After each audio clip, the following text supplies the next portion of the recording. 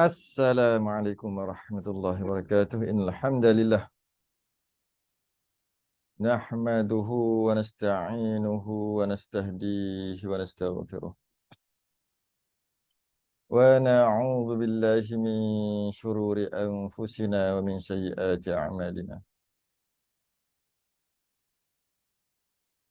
Man yahdihillahu fala mudilla lahu wa man yudlil fala hadiya lahu. Asyhadu an la ilaha illallah wahdahu la syarika lahu wa asyhadu anna sayyidana Muhammadan 'abduhu wa rasuluh.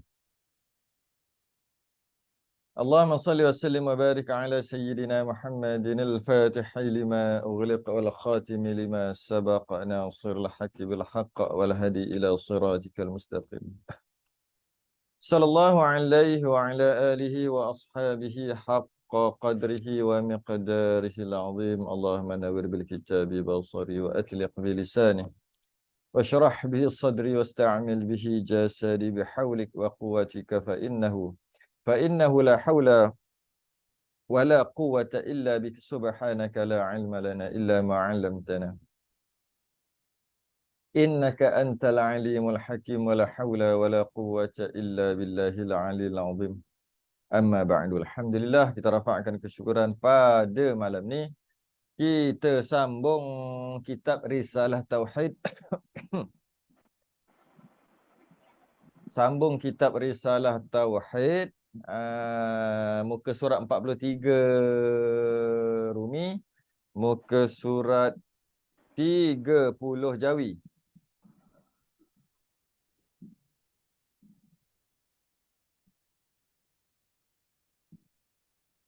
Tiga puluh Jawi, 43 Rumi. 30 Jawi, sifat kalam. Kita baru bahas paruh sifat kalam.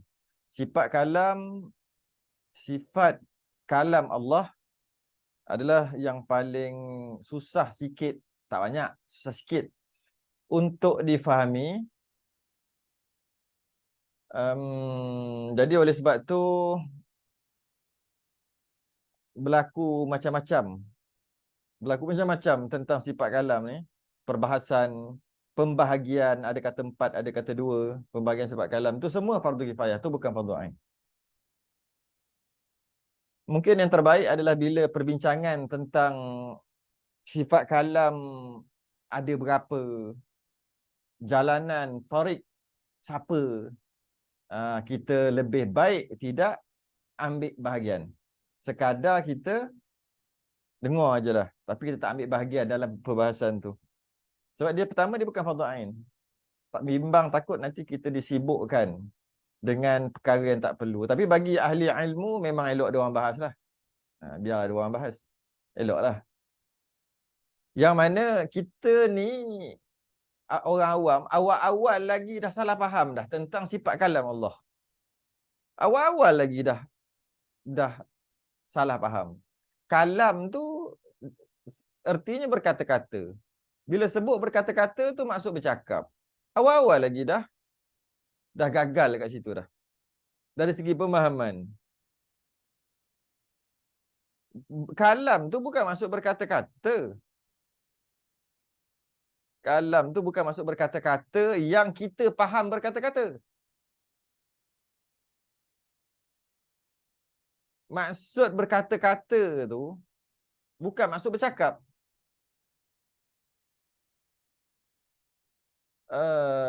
Apa maksud dia? Kalam tu kita dah bahas sebelum ni. Untuk faham tak susah sangat, tapi kita kena tengok sifat lain. Tengok sifat lain. Allah mempunyai sifat basar, iaitu melihat. Bila Allah mempunyai sifat lihat, maknanya kesannya adalah Allah melihat. Dan apa yang Allah melihat? Allah melihat makhluknya. Contohnya, Allah melihat kita semua.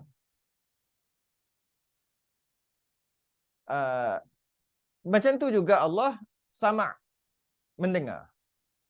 Bila kata Allah mendengar, apa yang Allah dengar? Kita untuk mudah faham, kita ni sepakat kita. Allah dengarlah apa-apa yang makhluk dia dengarlah. Jadi hubung kait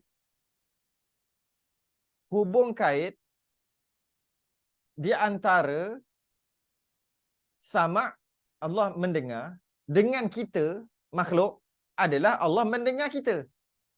Tu hubung kait dia kan. Allah mendengar kita lah makhluk dia. Dari segi hubung kait basar, melihatnya Allah, dengan kita makhluk, hubung kaitnya adalah Allah melihat kita. Allah mendengar kita. Macam tu juga hubung kait qudrah. Allah Maha Kuasa. Bila kata Allah Maha Kuasa, ialah Allah Maha Kuasa. Tapi apa hubung kait dengan kita? Hubung kaitnya adalah Allah cipta kita. Tu hubung kait dia. Hubung kait penciptaan. Habis yang dengar tadi, hubung kait dengar apa yang kita cakap. Lihat tadi, Allah Maha melihat. Apa hubung kaitnya? Allah melihat apa yang kita buat. Itu hubung kait. Dari segi kudrah, kekuasa, kat mana connection? Dekat mana hubung kait kita dengan Allah dari sudut penciptaan? Allah cipta kita. Allah bersifat iradah, nak, kehendak, tentu, menentukan. Apa hubung kait kita dengan Allah dari sudut tu, iaitu dari sudut Allah nak, Allah tentukan kita ni ada. Allah tentukan saya ni lelaki, Allah tentukan yang lain tu perempuan. Itu hubung kait iradah Allah, kehendak Allah dengan kita adalah apa penentuan yang jadi kat kita tu Allah yang tentu. Tu hubung kait dia. Okay. Kalam macam mana? Banyak lagi boleh bagi contoh, cukuplah tu. Kalam macam mana? Apa hubung kait dia? Apa hubung kait? Hubung kait kudrah, Allah kuasa, hubung kait dengan kita makhluk, Allah jadikan kita dengan kekuasaan tadi. Maka bila Allah jadikan kita, itulah hubung kait kita dengan Allah. Iaitu hubung kait, kalau kuasa tadi adalah hubung kait Allah jadikan kita. Hubung kait iradah, kehendak, Allah nak kita ada, Allah nak jadi laki, Allah nak kita jadi perempuan, Allah nak jadi apa-apa. Tu hubung kait. Hubung kait sama Allah mendengar, Allah dengar apa yang kita buat, apa yang kita cakap, bukan kita buat, yang kita cakap. Hubung kait melihat, Allah tengok apa yang kita buat semua. Habis hubung kait kalam, kat situ. Dia dah faham tu, fahamlah maksud dia. Habis apa kalam, hubung kait kalam Allah yang bersifat kalam dengan kita. Kena fikirlah sikit. Apa hubung kait dia? Qudrat iradah sama basar, kalam, hayah, hidup. Apa hubung kait Allah itu hayah, hidup dengan kita? Dah Allah itu hidup, yang kita ni hidup. Kalau Tuhan Allah itu tak hidup, dengan kita tak hidup. Itu hubung kait dia. Kalam apa hubung kait dia? Bila dapat itulah dia. Jadi hubung kait kalam Allah dengan kita adalah, kita tahu tak apa yang Allah suruh, apa yang Allah larang? Kita tahu kan? Macam ni kita boleh tahu. Itulah hubung kait kita. Menandakan Allah ada sifat kalam, iaitu apa yang Allah nak, apa yang Allah tentukan, apa yang Allah suruh, apa yang Allah tegah, kita tahu. Itulah hubung kait kita. Macam ni kita boleh tahu yang Allah suruh dan Allah tegah? Macam ni kita boleh tahu? Kita boleh tahu sebab Allah ada sifat kalam. Jadi bukan cuma makhluk bila nak, macam masa bila Allah bagi tahu kita yang Allah nak yang itu, Allah suruh buat yang itu, Allah suruh, Allah larang yang ini.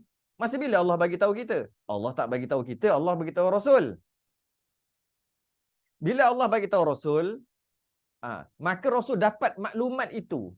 Apa yang Allah larang, apa yang Allah suruh. Maklumat tu Rasul tu dapat. Bila dapat, Rasul bagi tahu kat kita. Makhluk apabila nak menyampaikan sesuatu dengan kata-kata, dengan bercakap. Allah tidak begitu, tak semestinya begitu. Allah nak menyampaikan tidak bersuara, itu kata tidak bersuara tu. Bila Allah nak menyampaikan, atau bahasa lain, Allah nak bagi tahu. Allah nak bagi tahu sesuatu dekat kita, tak perlu suara. Habis kenapa pula kita ni makhluk kena pakai suara? Kita ni makhluk Allah buat supaya kalau nak bagi tahu sesuatu kat orang, pakai suara. Baru orang tu tahu apa yang kita nak. Sebab tu kata cakap. Apabila director Ahmad Nisfu suruh action, dia action. Dia action, tak cakap apa. Ahmad Nisfu cakap apa? Cakap. Dia suruh cakap. Sebab kalau tak cakap, mana aku tahu kau nak apa semua tak tahu, tak dapat sampaikan bila. Jadi itulah makhluk. Makhluk nak menyampaikan, nak bagi tahu dengan cara cakap. yang Allah buat secara beradat begitu. Nak dengar kena pakai telinga. Allah buat secara beradat. Nak melihat kena pakai mata. Nak rasa pakai lidah dan sebagainya. Jadi Allah buat untuk makhluk. Tapi bagi Allah sendiri, adakah Allah mendengar dengan telinga? Tidak. Samalah, adakah Allah melihat dengan mata? Tidak. Itu makhluk. Adakah Allah berkata-kata, Allah memberitahu dengan bercakap? Tidak. Tidak. Tu maksud dia. Jadi kalam ni ertinya, sebab tu dia kata kalau baca awal-awal tadi kan, tengok awal-awal tu, apa kata? Ertinya berkata-kata Tuhan tidak bermulut, tidak dengan suara atau sebagainya, tidak dengan bahasa. Apa maksud berkata-kata Tuhan tu? Berkata-kata tu memberitahu. Allah nak bagi tahu tak pakai mulut, tak ada suara, tak ada bahasa. Kita makhluk yang kalau nak bagi tahu kena bahasa. Salah bahasa orang tu tak tahu apa yang kita nak bagi tahu. Kena ada suara, kena ada bunyi. Kalau tak ada bunyi, orang tu tak tahu apa kita nak bagi tahu.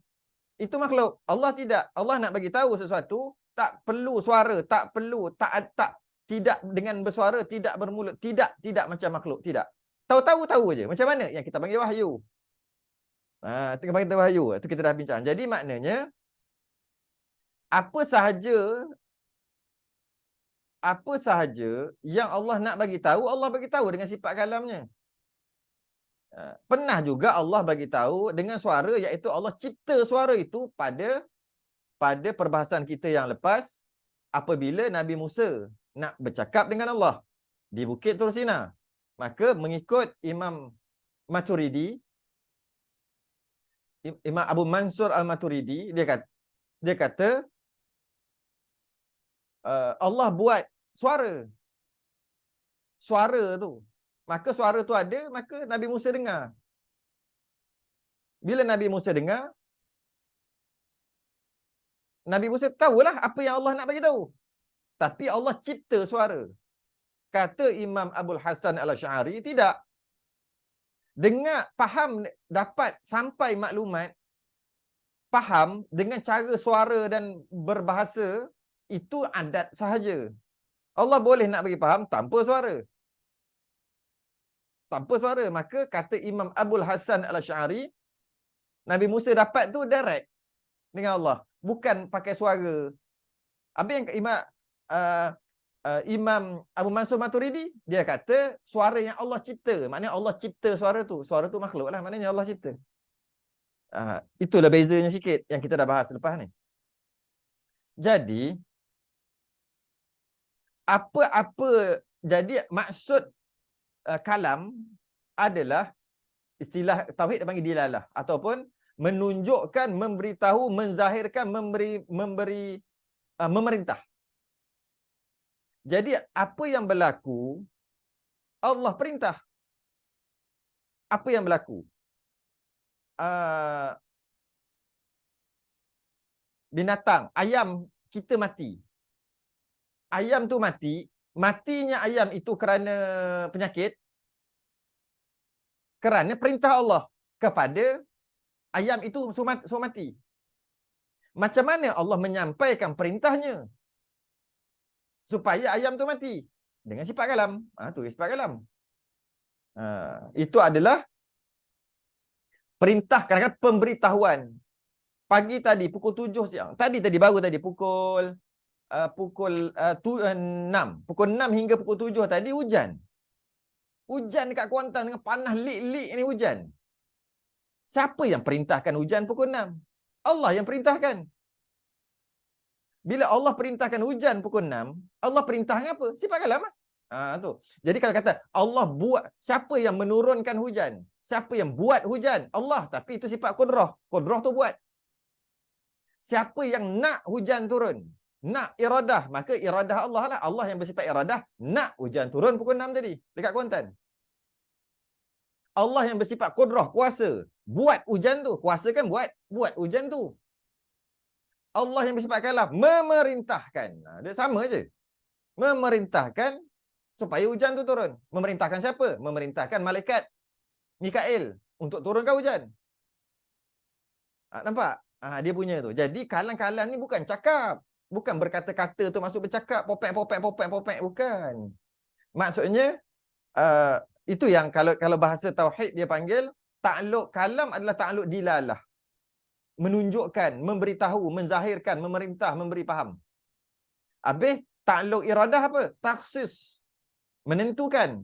Allah yang bersifat iradah kan kehendak. Tentukan, tentu itu, menentukan. Allah yang bersifat kudrah, kuasa, apa dia? Mengadakan, buat, ataupun mentiadakan. Allah yang bersifat ilmu, takluk dia apa? Inkishaf. Apa yang inkishaf? Menyatakan. Nyata, tak boleh sorok. Semua nyata bagi Allah yang bersifat ilmu. Jadi kalam adalah takluk dilalah, menunjukkan, memberitahu. Itu. Apa dia? Tengok. Daripada yang wajib. Bila sebut daripada yang wajib, wajib apa? Wajib akal. Bila sebut wajib akal, ada Allah dan sifat Allah. Allah lah. Orang awam cakap Allah aja. Kalau orang mengaji sikit, kata Allah dan sifatnya. Itu yang wajib. Wajib akal. Maksudnya, wajib ada. Allah lah wajib ada. Allah bersifat, sifat kuasa. Wajib Allah bersifat kuasa. Wajib akal kan? Kalau Allah tak kuasa, nak buat macam mana? Bila kata, daripada yang wajib, bukan yang wajib buat dapat pahala, tak buat berdosa. Bukan itu. Wajib ni wajib akal. Akal tak boleh tolak. Mesti begitu. Maka wajib. Jadi, daripada yang wajib. Jadi, maknanya, Allah yang bersifat kalam, menunjukkan dirinya sendiri. Dirinya, sebab yang wajib itu Allah lah. Menunjukkan dirinya sendiri. Buktinya, maka ia menunjukkan atas yang wajib. Wajib itu dia lah sendiri. Seperti firman Tuhan, Anallah la ilaha illa ana. Artinya, akulah Allah, tiada Tuhan melainkan aku. Surah Taha ayat 14. Quran kan kalamullah. Kan kita tahu Allah itu Allah. Macam mana kita tahu Allah itu Allah? Allah yang bagi tahu dia itu Allah. Macam mana dia bagi tahu dia itu Allah? Tu firman dia, dia ayat asalnya, innani anallah la ilaha illa ana. Sesungguhnya aku anallah, aku Allah. Maka Allah mengatakan, menunjukkan, memberitahu, memberi faham dirinya sendiri, iaitu Allah. La ilaha illa ana. Tidak ada ilah, tidak ada Tuhan melainkan aku, kata Allah.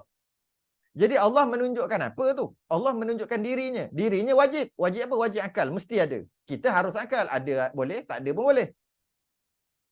Maka ia menunjukkan atas yang wajib. Buktinya firman Allah, Anallah la ilaha illa ana.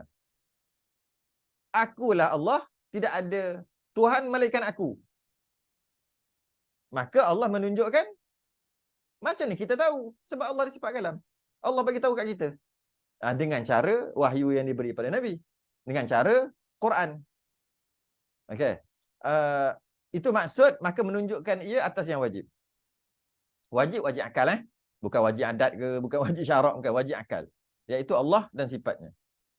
Dan daripada yang mustahil, nanti kita gabung sekali dua ni. Kita agak panjang sikit bab ni. Sebab dia ada kena-mengena dengan isu semasa. Dan daripada yang mustahil.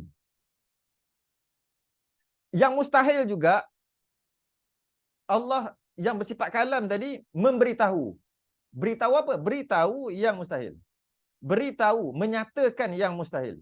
Mustahil apa? Mustahil akal juga. Apa mustahil akal? Mustahil akal, ada Tuhan satu lagi selain pada Allah. Itu mustahil akal.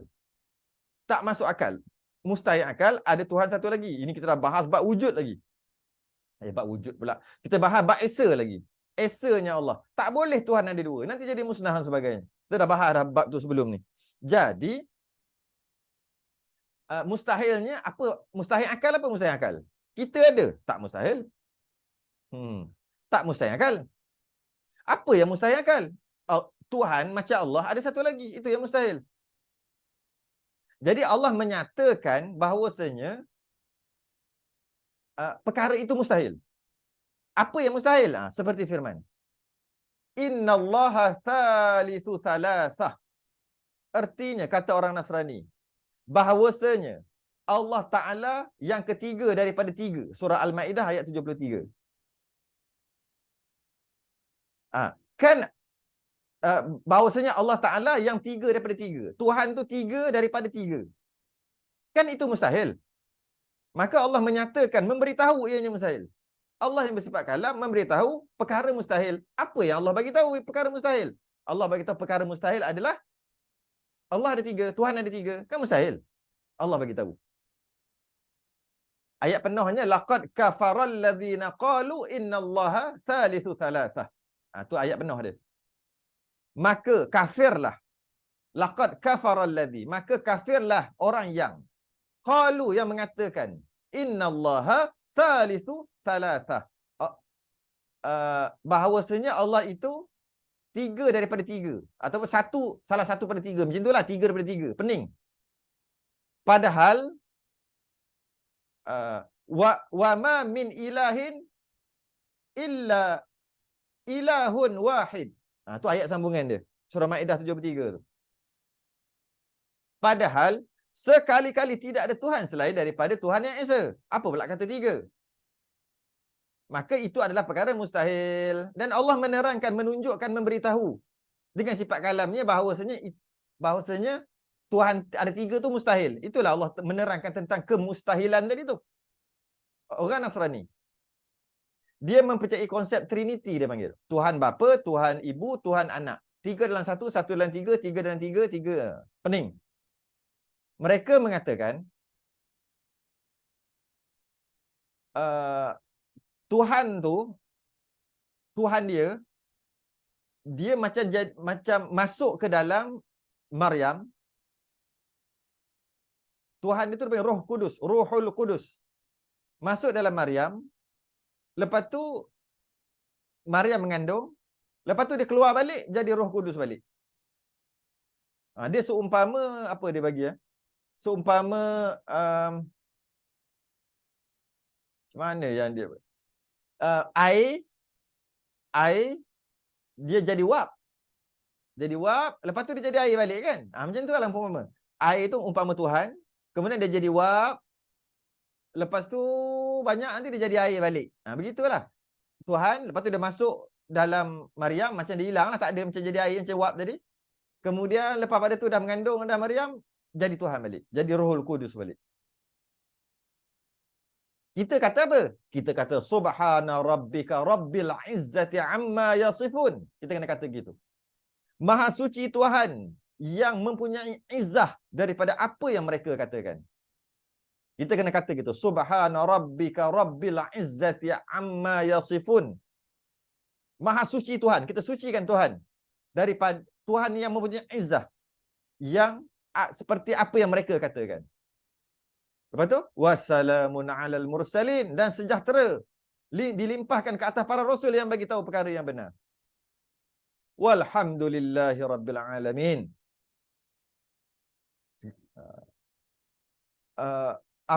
Jadi kita dapat faham perkara tu diceritakan dalam Quran. Allah yang bagi tahu, dan perkara itu mustahil. Jadi Allah bagi tahu perkara mustahil.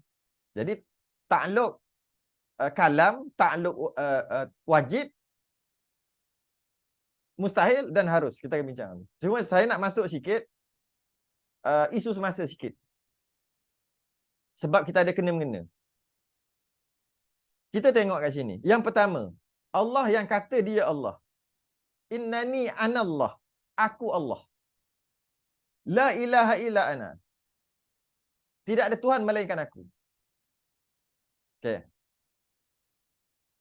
Dan Allah menempelak orang yang kata Tuhan Allah tu ada 3. Innallaha thalithu thalatha. Malah kat depan tu laqad kafaral ladzi, maka kafirlah orang yang berkata qalu innallaha thalithu thalatha. Allah 1 dalam 3, 3 dalam 1, akhir sekali 3 dalam 3. Okey. Tu. Dan Allah kata juga innani anallah, aku Allah. Tiba-tiba bila kata innani anallah, aku Allah, dan Allah bagi tahu sifat-sifat dia macam mana, tiba-tiba ada orang nak guna istilah Allah juga, tapi tak sama macam Allah yang Allah bagi tahu. Macam ni kita rasa orang yang mengaji. Orang yang tak mengaji tak kisah, orang yang mengaji. Macam mana kita rasa? Allah sendiri innani anallah, aku Allah.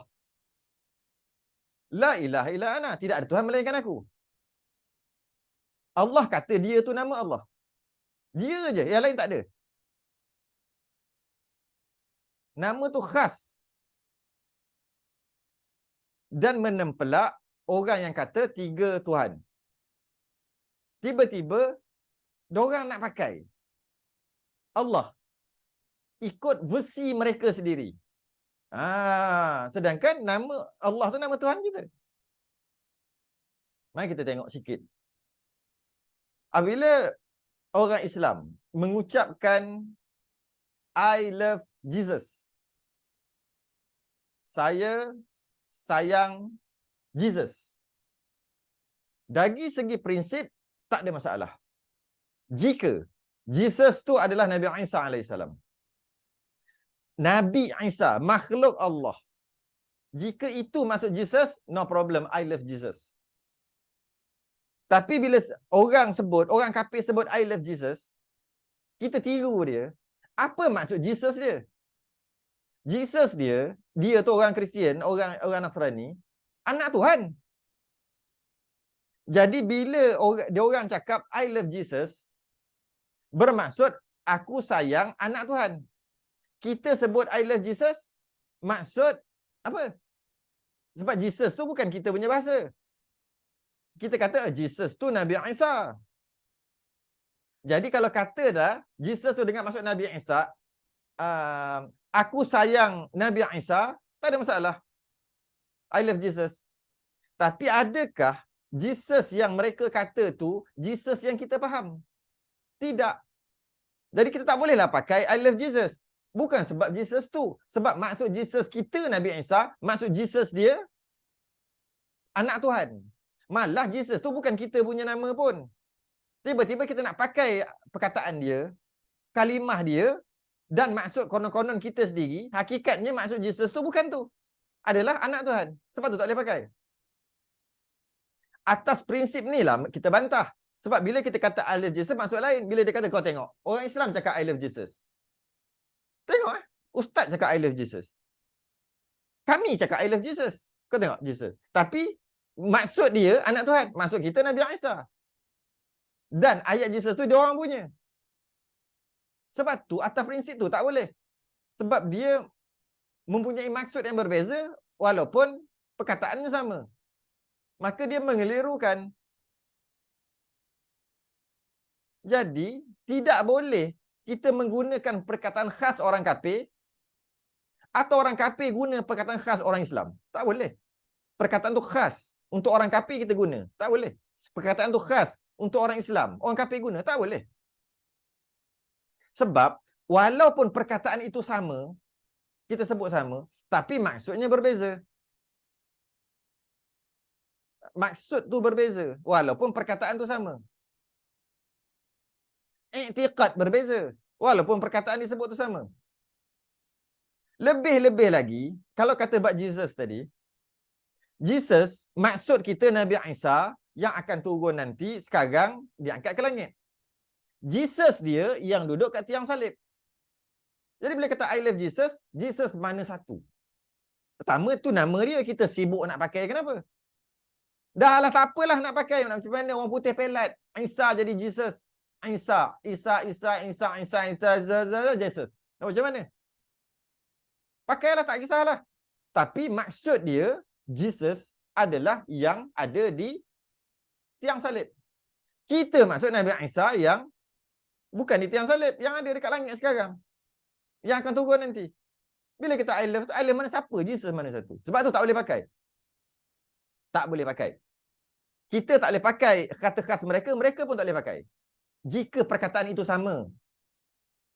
Kalau perkataan tu beza, tak apa. Perkataan tu sama. Kita i'tiqad lain perkataan tu. Dia i'tiqad lain. Malah kita tidak diajar pun untuk menukar nama-nama Nabi yang ada dalam Quran dan hadis mengikut bangsa lain. Kita tak diajar. Musa jadi Moses, Daud jadi David, Sulaiman jadi Solomon.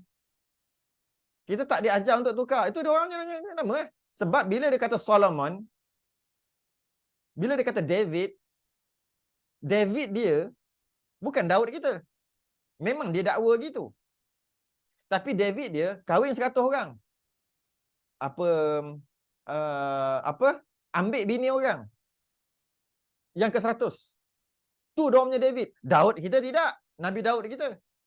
Jadi bila kita tukar David, dia akan jadi, bila kata David, kita akhir sekali boleh jadi salah faham. Bila kita dengar cerita David, versi mereka. Sebab tu kita Daud, mereka David. Lain-lain i'tiqad. Lain-lain pegangan. Kita tak disuruh tukar. Sebab dia nama khas untuk umat Islam, Daud lah. Apa salah David? Kalau Khadijah lah. Asal jadi Katie. Semua nak tiru orang putih. Betul Nabi kata. Sampai kalau orang putih masuk lubang bewok pun masuk juga orang Islam. Nama elok-elok. Fatimah jadi Fatty. Fatty tu gemuk. Dan kita memang tak disuruh menukar. Kita tak suruh menukar nama. Tidak. Kekalkan dengan kata khas agama masing-masing. Contoh lain. Kalau orang putih, namanya Mr. Black. Kekal nama tu Mr. Black, sama ada dia ada dekat Perancis, dia ada dekat Sepanyol, dia ada dekat Indonesia, walaupun dia ada dekat Malaysia. Kita tak tukar Mr. Black, Encik Hitam. Tak tukar dia. Kena menumbuk. Kau panggil aku hitam. Nama aku Black. Black tu hitam lah. Kita tak disuruh untuk tukar. Tak ada. Kekalkan Black. Daud, kekalkan Daud. David dia punya versi. Jesus dia. Dia punya Tuhan. Tak usah tukar. Sebab bila tukar pula kalau pakai bahasa kita, agama kita, oh lagi bahaya. Kalau dia nama Mr. White, kita tak kata Encik Putih. Kalau nama dia Mr. Bill Gates, kita tak kata dia Encik Bill Pagar. Bill Pagar kita kata dia. Kita tetap kata Bill Gates juga walaupun dia pergi satu dunia sekalipun. Kekal dengan nama tu. Tak disuruh tukar. Sami tak boleh jadi imam, imam tak boleh jadi Sami. Tengok tu, Tok Sami. Kita kata imam tu Tok Sami semayang tu. Tadi semayang maghrib Tok Sami imam. Tok Sami? Tok Sami apa tu? Allah, imam dengan Tok Sami tu samalah dengan maksud kalau orang Sami tu kat kuil tu dialah imam. Tak. Imam kekal imam. Itu bahasa kita. Tak payah sibuk nak tukar Tok Sami.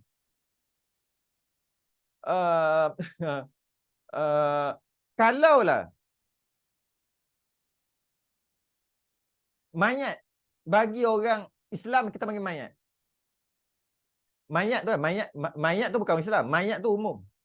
Kita orang Islam jenazah. Kita tak boleh panggil, nampak tak jenazah orang kafir. Jenazah tu khas untuk kita orang Islam. Biar merasa tak kita punya bahasa tu. Tak boleh tukar. Kafir jenazah acong. Kafir tak boleh. Jerat. Tak boleh tukar jadi perkuburan. Perkuburan Cina. Tak ada. Kubur. Kita punya bahasa. Nak pakai kat orang kafir, pakai jerat. Pakai yang lain. Banyak lagi nama-nama lain. Nama kita masjid. Tempat kita. Tak boleh tukar jadi tokong. Tokong masjid. Tak tukar. Malah Allah itu pun tak boleh. Dia nama khas. Dia tak boleh tukar-tukar. God. Allah. Lebih lagi kalau nak letak dalam Bible. Lagi tak boleh. Kerana ia adalah nama khas buat orang Islam. Orang kafir tak boleh guna perkataan tadi, tak boleh guna, melainkan membawa maksud dan fahaman yang sama macam kita. Nak guna Allah boleh. Nak guna Allah, nak letak mana-mana, Bible pun boleh. Tapi Allah yang macam mana? Allah yang bersifat dengan istighna dan iftiqar, yang kita mengaji sifat 20. Okey, letak. Tapi Allah yang dengan maksud ada anak, ada... jangan pakai nama tu. Dia Tok Sami dia nak pakai nama imam, boleh. Tapi dengan syarat imam yang sembahyang maghrib, zuhur, asar, maghrib. Bukan. Tak boleh. Tak boleh. Jadi,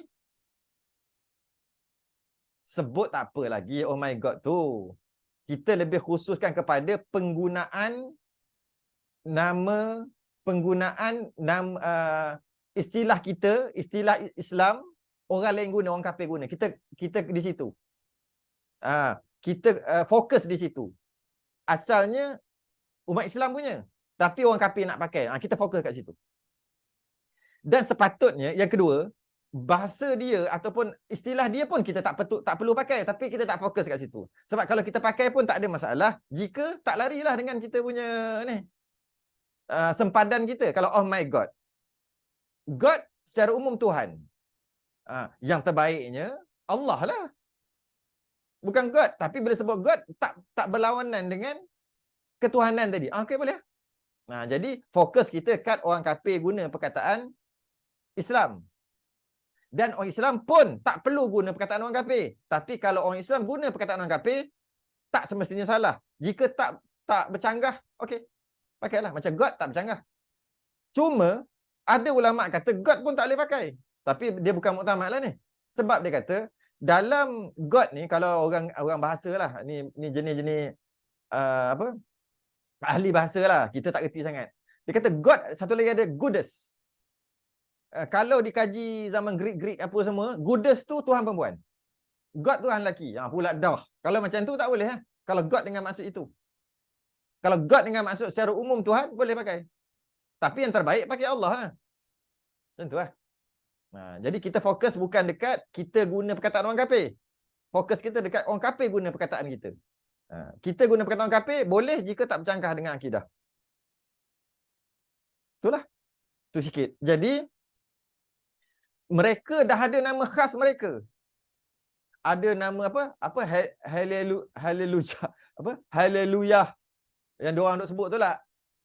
Aleluya.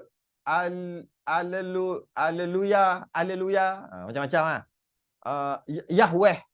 Semua tu Tuhan dengan maksud Tuhan mereka. Pakai yang itulah. Sibuk nak Allah. Kenapa? Kat situ. Cuma memang ada dalam Bible yang dekat Mesir tu, memang ada perkataan dia guna Allah tu, memang ada. Cuma kita nak ceritanya dekat Malaysia ni lah. Secara umum. Memang ada pun. Dan kalaulah orang kafir nak pakai perkataan Islam, boleh. Dengan satu syarat. Makna perkataan itu diambil sekali. Bukan ambil perkataan, tapi makna dia bukan makna yang orang Islam pakai. Makna tu makna dia. Rosak lah. Rosak. Imam. Dia nak pakai. Dia nak pakai. Orang kafir nak pakai imam. Tiba-tiba, dia merogol. Imam merogol. Kan rosak nama imam tu. Sedangkan masuk imam tu tak sami. Tak boleh pakai. Tak boleh pakai. Okay, sikit buat tu. Jadi, yang pertama,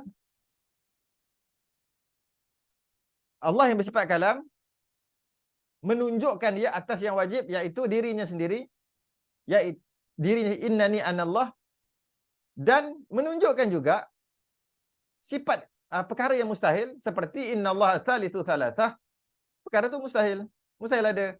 Maka Allah juga menunjukkan, memberitahu, memberi faham juga tentang yang mustahil. Dan daripada yang harus. Dan daripada yang harus. Yang harus ni selain pada Allah lah. Selain pada Allah harus lah. Semua makhluk. Seperti firman Tuhan. Wallahu khalaqakum wa ma ta'malun. Allah artinya bermula Allah yang menjadikan kamu dan barang perbuatan kamu. Surah As-Saffat ayat 96. Apa maksud harus? Harus ni selain pada Allah. Alam makhluk. Sama lah tu. Harus. Jadi Allah yang bersifat kalam memerintah, memberitahu alam, makhluk. Memang. Itu senang faham. Mestilah. Apa alam ni apa? Alam ni selain daripada Allah. Masih Allah. Yang berada di antara langit dan bumi semua bukan Allah, semua alam. Yang duk bergerak, duk hidup, berfungsi, mati, semuanya berlaku. Alam ni selain pada Allah, semuanya berlaku atas perintah Allah, atas arahan Allah, atas hukum Allah. Alam tidak akan wujud jika tidak diperintahkan Allah untuk wujud. Bila Allah perintahkan alam ni untuk wujud, maka wujudlah. Jadi bila Allah perintahkan, bermakna Allah ada sifat kalam. Tapi Allah buat alam ni. Allah buat alam ni bermakna Allah ada sifat qudrah. Kat situ. Alam ni dah ada. Ada, mesti ada yang nak. Ya, alam ni dah ada kerana Allah yang nak dia ada. Dengan kehendak Allah yang ada. Alam ni cantik, Allah, hebatnya alam ni. Allah yang bersifat ilmu, yang maha sempurna buat alam ni. Nampak? Bila kita terus kita kait. Dan apa yang terjadi ni macam seolah-olah dikontrol. Macam tak terlepas daripada tak terlepas. Sentiasa dikontrol. Allah yang bersifat basar, melihat. Bila Allah melihat seolah-olah bila Allah melihat semua, maka tak boleh nak apa? Tak boleh nak tipu seolah-olah dikontrol. Apa yang terjadi seolah macam ada yang mendengar. Allah yang bersifat dengan sama'. Tu dia punya kaitan. Cuma basar sama' tu tak sangatlah. Tapi kalau qudrah, iradah, ilmu, hayah. Sama juga hayah. Banyaknya kehidupan. Yang menjadikannya mesti hidup juga. Tu dia punya. Kalau yang menjadikan dia mati, macam mana dia nak buat yang hidup sedangkan dia sendiri mati? Tu kaitan dia. Jadi apa yang berlaku atas perintah Allah ni, apa yang berlaku ni mesti ada yang memerintah, ada yang memberitahu, ada yang menyuruh. Allah yang bersifat kalam. Tapi jangan bertukar dengan yang buat. Apa yang semua yang terjadi mesti ada yang buat, maka Allah yang buat. Buat tu qudrah, tu bahas bab qudrah, ni bahas bab kalam, perintah. Jadi alam ni sentiasa berada di bawah kalam Allah. Alam ni sentiasa ada di bawah suruhan, pemerintahan Allah. Jadi kesan daripada sifat kalam Allah ni yang kita lihat dekat alam semesta ni, mata kita sendiri dapat lihat kejadian alam yang berlaku kat sekeliling kita. Matahari, bulan, bintang, planet bergerak tanpa silap. Siapa yang arah tu? Siapa yang suruh? Siapa yang perintah? Allah yang bersifat kalam. Angin bertiup, hujan kejap kat sini, kejap kat sini. Air sungai sentiasa mengalir. Siapa suruh air sungai mengalir? Allah yang bersifat kalam, memerintahkan. Allah yang bersifat qudrah, buat. Allah yang bersifat iradah, hendak ianya berlaku. Allah yang bersifat ilmu, cantiknya, hebatnya yang dibuat. Tu, nampak? Kait. Kalau ulang banyak kali boleh faham ni. Sebab kita nak buang fahaman kalam tu masuk bercakap, berkata-kata, popek. Nak buang yang tu. Nak biar faham maksud kalam tu lebih luas selain daripada cakap kata. Dan salah satu cara untuk bagi tahu adalah dengan bercakap. Jangan tolak pula bercakap tu. Bercakap tu salah satu cara juga untuk memberitahu. Tapi tak semestinya bercakap. Tak semestinya. Nak memerintah mesti dengan suara, mesti dengan cakap. Itu salah satu cara. Jadi masing-masing dapat rezeki. Siapa yang perintahkan? Mikail. Siapa yang mengatur semua ni? Yang mengatur sudah pastinya, yang memberi perintah, yang memberi arahan, yang memberi hukum untuk ditaati. Kita baca hukum bawah tu nanti. Jadi, yang memerintah ni mesti ada sifat kalam. Macam mana perintah, arahan, hukum nak disampaikan kepada makhluk kalau tak ada sifat kalam? Dan kalau tak ada perintah, tak ada arahan, tak ada hukum, macam mana alam ni boleh berfungsi? Macam mana alam ni boleh berfungsi dengan tepat sekali? Jika yang buat tu, yang membuat alam ni tak ada sifat kalam nak perintah. Maka jelas semua kejadian alam ini adalah kesan atau tanda-tanda bahawa alam itu taat dan patuh kepada perintah Allah semata-mata. Taat dan patuh kepada perintah Allah. Macam mana dia tahu perintah Allah? Kerana Allah ada sifat kalam.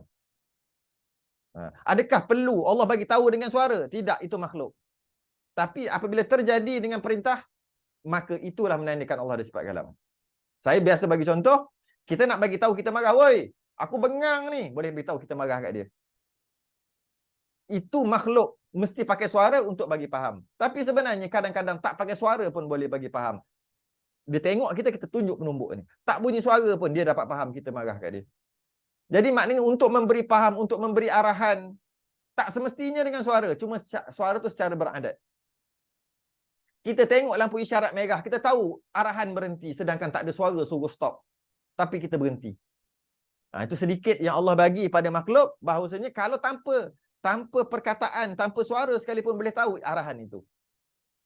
Kalau makhluk pun boleh bagi arahan tanpa suara, Allah lagilah boleh bagi arahan tanpa suara. Malah itu yang sepatutnya.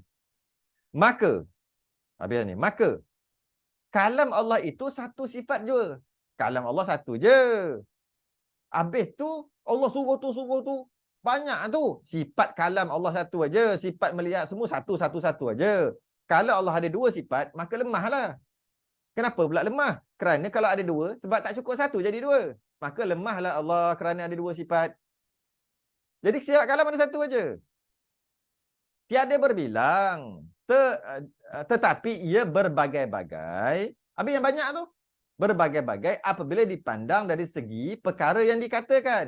Perkara yang diarahkan, yang diberitahu. Dikata tu diberitahu, bukan kata tu bercakap. Iaitu jika ia menunjuk kepada suruh, jika Allah nak suruh tu, dinamakan dia amr. Suruh. Seperti tuntutan mengerjakan puasa.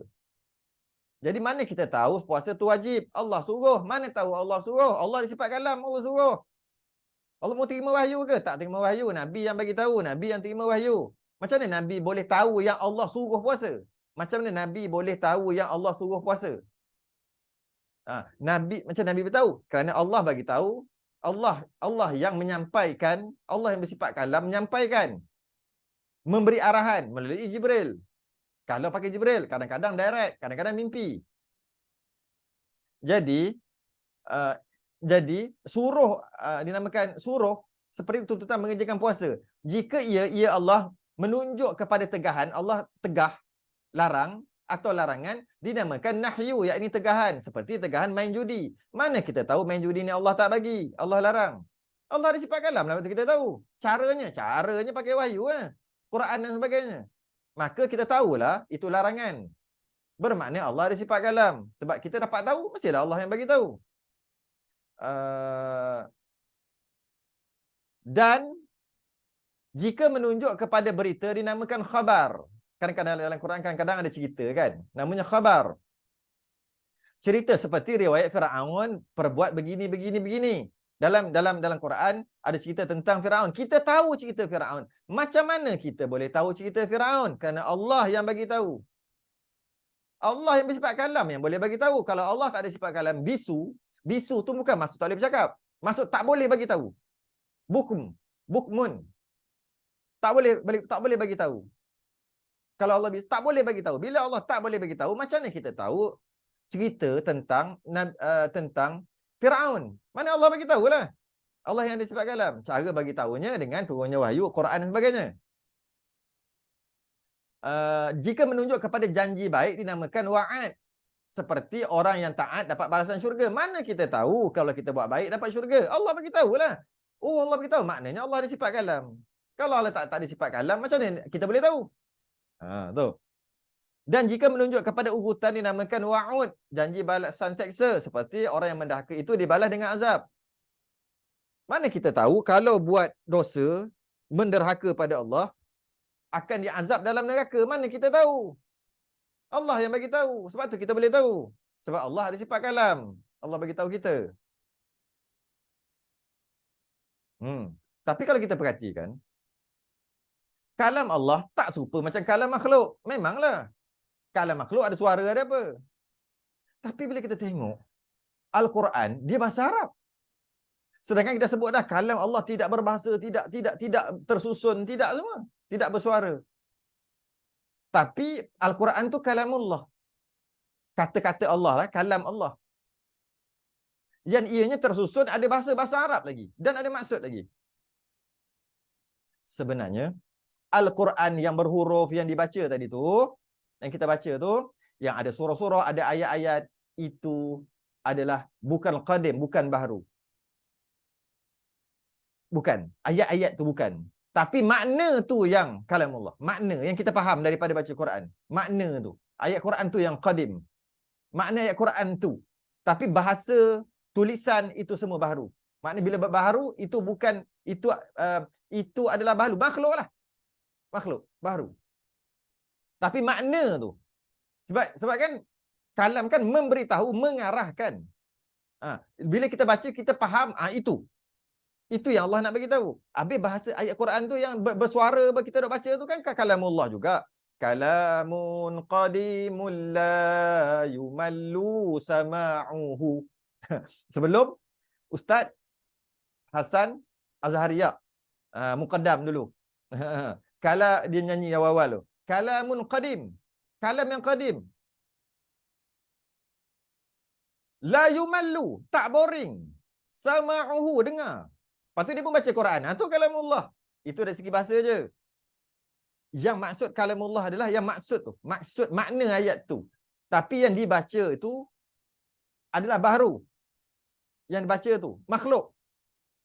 Tapi yang saya cakap tadi tak boleh cakap melainkan dalam perbincangan ilmu sahaja. Dalam majlis ilmu je boleh cakap macam saya cakap tadi, iaitu Al-Quran adalah makhluk. Al-Quran yang kita baca ni Quran ni adalah makhluk. Dia bukan qadim, dia adalah baharu. Tapi tak boleh cakap. Hanya boleh cakap dalam majlis ilmu macam ni je. Ataupun perbincangan je boleh cakap. Dalam proses belajar dan mengajar je boleh cakap. Saja-saja nak cakap haram, berdosa. Telah menjadi satu fitnah yang amat dahsyat pada satu ketika dulu pada zaman Imam Ahmad bin Hanbal. Dia telah dipenjara, Imam Hanbali tu dipenjarakan, diseksa. Dia mengatakan Al-Quran itu adalah kalam yang qadim, bukan baharu. Ini Quran qadim. Pemerintah waktu tu pemerintah Mu'tazilah. Dia kata ni qadim, ni Quran ni qadim. Qadim. Sedangkan Al-Quran yang tunjuk ni mushaf ni baru, bukan qadim. Dia makhluk yang tulis ni. Yang maksud dia tu yang kalamullah tu. Kan kertas, kan tulisan, kan ada suara. Tapi tetap juga dia cakap qadim. Dia seolah-olah macam dia kata qadim. Jadi anak murid dia tu pujuk dia kata Quran tu kan baru. Tok guru sendiri aja. Quran yang ni mushaf ni. Yang dengan maksud kalam lafzi yang terlafaz ni, yang baru ni. Tapi Imam Ahmad seorang ulama yang ada nama kekal dengan keputusannya kerana dia akan kata qadim juga. Bukan baharu. Kalamullah ni. Walaupun ada suara. Kerana apa? Bimbang takut perkataan dia akan disalah ertikan masa akan datang. Sampai kena penjara. Imam Bukhari lari daripada pemerintah Mu'tazilah yang waktu tu dia suruh samalah. Dia suruh cakap Quran ni qadim ke baharu. Kalau kata baharu, memang baharu pun, maka lepas. Kalau kata qadim, hukum Mu'tazilah. Tapi Imam Bukhari lari. Sebab kena fitnah tu. Sebab kalau dia cakap ni baharu. Tapi kalau cakap baharu, orang salah faham pula. Maka saat Imam Bukhari ni, yang kematian dia, Allah, sangat sadis. Dia difitnah, dihalau, dipulaukan oleh ramai orang. Tapi bila dia meninggal, barulah orang pakat-pakat sanjung bila dah meninggal.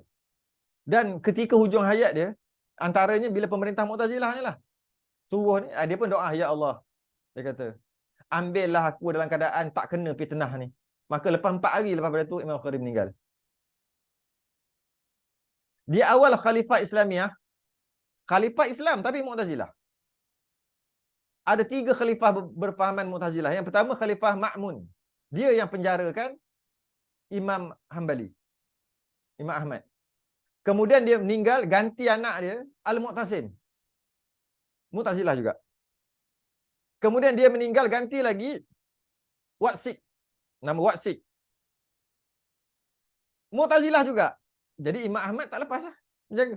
Kemudian mati Watsik ni, digantikan Khalifah Al-Mutawakkil Billah yang berfahaman Ahli Sunnah wal Jamaah. Baru lepas Imam Ahmad Hanbal, baru lepas. Dalam penjara berapa? 3 pemerintahan. Kena sebat.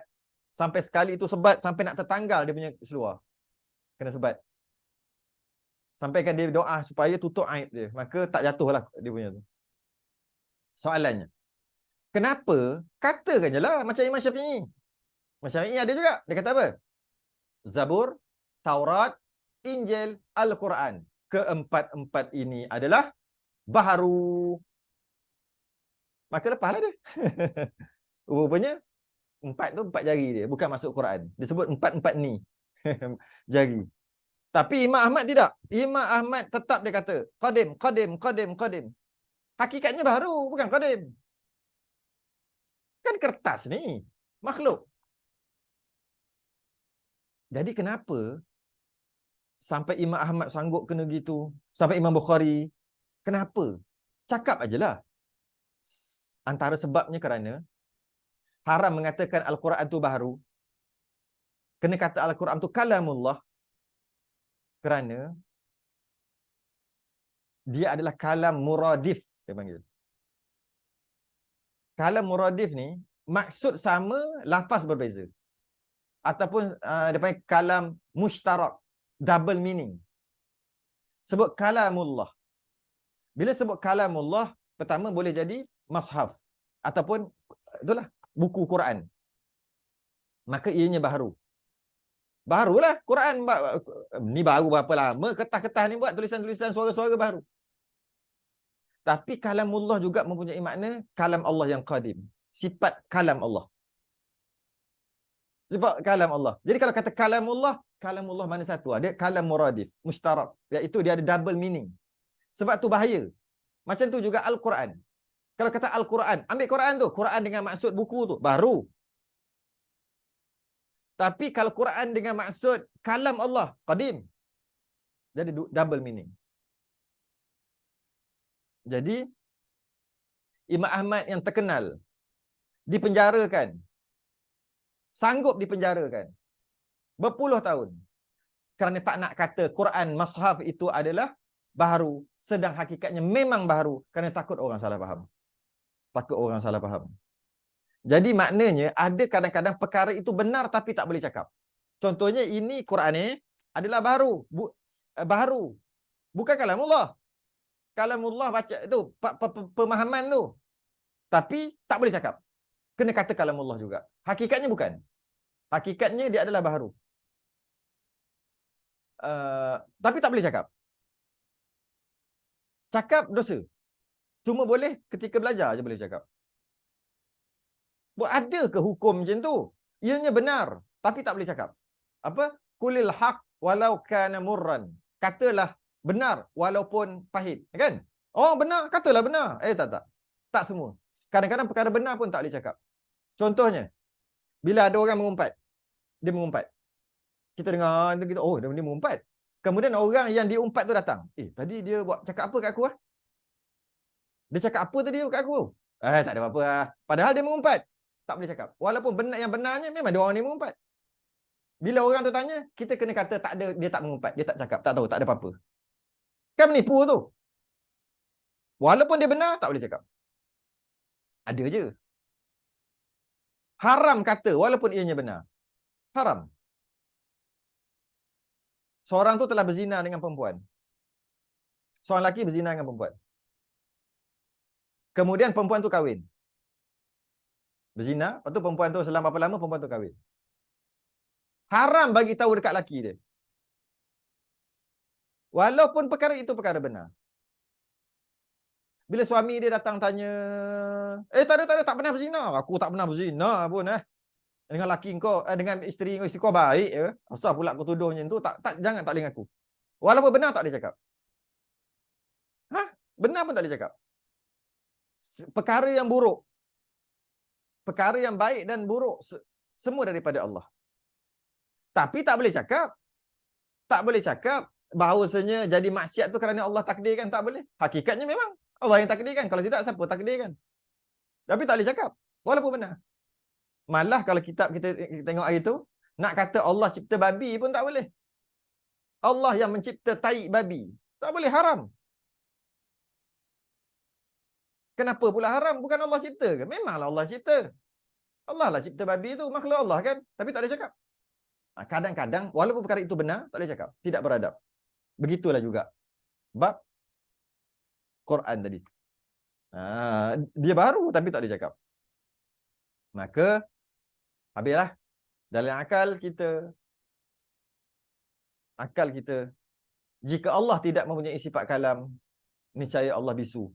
Bisu tu maksud tidak boleh menyampaikan, tidak boleh memberitahu, tidak boleh mengarahkan. Tu maksud bisu. Bukan bisu, bukan.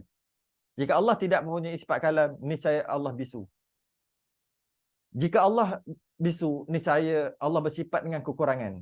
Yang mana bila Allah bisu, Allah tak boleh nak menyampaikan perintah, tak boleh nak menyampaikan arahan. Malah kebisuan Allah tu sendiri pun tak boleh Allah nak ubat. Lemahlah. Jika Allah bersifat dengan kekurangan, maka niscaya Allah tak boleh buat alam ini. Sebab Allah nak buat alam ni macam mana? Nak perintah tak boleh. Jika Allah tidak boleh buat alam ni, niscaya alam ni tak ada. Hukum alam ni tak ada adalah mustahil kerana alam ni telah ada pada pandangan mata kita. Nyata daripada adanya alam ini, tentulah Allah telah menciptanya. Nyata daripada Allah telah mencipta alam ni, tentulah Allah telah menguruskannya. Bila Allah Ta'ala menguruskan alam ini, tentulah Allah bersifat dengan kalam, kerana nak menguruskan alam ini perlu perintah. Tidak, jika tidak ada perintah, macam mana alam ini dapat mematuhi dan mentaati perintah tu, sedangkan perintah tu tak ada. Kenapa perintah tak ada? Kerana Allah tak ada sifat kalam. Bisu dengan maksud tak boleh bagi arahan. Wallahu a'lam. Itulah sifat kalam. Habis.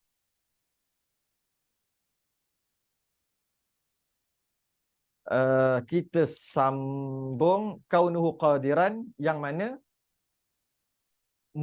fardu ain dah selesai. Ada 35 tak silap. 35 perbahasan rakaman yang ada dekat YouTube, saya dah masukkan semua dah. Yang ni pun ada juga nanti. Adalah fardu ain. Fardu ain dah settle dah Tuhan. Kalau dengar daripada awal 35 kali tu, 35 tu, selesai dah fardu ain. Lepas ni tak fardu ain dah lah. Kaunuhu tu sebenarnya kita dah bahas sekali dengan sifat ma'ani. Itu sifat ma'nawiyah. Dan lepas tu dia ada bagi dalil-dalil. Ini semua fardu kifayah lah lepas ni. Tapi seronoklah juga kita belajar kan. Jadi pembahagian sifat yang mustahil bagi Allah, sifat yang harus, dalil-dalil akal, seronoklah baca dalil baqa, seronoklah. Cuma dari segi fardu ain dah lepas. Nikmat sungguh. Apa nikmat? Perbahasan malam ni makin lama makin jelas. Ya, memanglah tauhid memang gitu. Kalau kita belajar bab fiqh, bab wuduk, ulang lama jadi boring. Bukan orang yang dengar, orang yang mengajar pun jadi boring kadang-kadang. Sebab dia ulang. Tapi kalau bab tauhid dia tak boleh. Dia memang ulang. Lagi ulang lagi faham, lagi ulang lagi faham, lagi ulang lagi faham. 10 kali, 20 kali, 30 kali. Dia nikmat, faham gitu. Tapi kalau bab fiqh dia tak boleh ulang banyak sangat, dia jadi boring. Itu beza dia. Memang nikmat dapat faham. Sebab yang bagi faham bab Tuhan ni Allah yang bagi faham. Kita kadang-kadang bab fiqh kita cerdik kita. Okey, macam ni, macam ni, macam ni, macam ni, macam ni.